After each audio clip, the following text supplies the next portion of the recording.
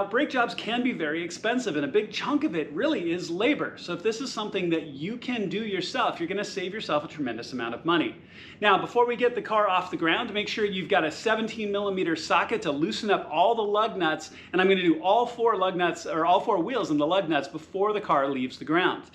That way you can actually loosen them up. Now, also in addition to that, I'm going to be using my quick jacks to get the car up off the ground. But you can also do this with a jack stand and jack if that's what you have. Now, a couple of things, and I'm always going to say this. If you are using a jack and jack stand, make sure you're on a level, secure surface, but also always use a jack stand. Do not trust your life on a 50-cent part in your jack, okay? Please don't do it.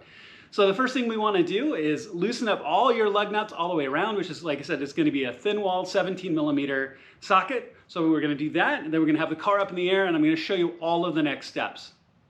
All right, so as you can tell, the wheel is off, and what I'm going to do is I'm going to show how to do the driver's front, which is what this is, and then I'm going to show the passenger rear.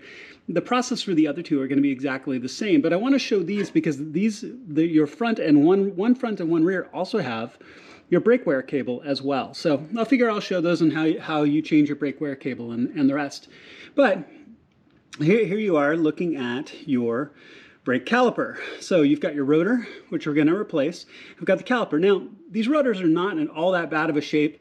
You don't automatically have to do these, but this car's got about 70,000 miles on them. I'm sure that this is the original rotor, so might as well just do it while I'm here. And you get good parts, and they're really not all that expensive. So there's a couple of things here that are going to be a little bit hard to see.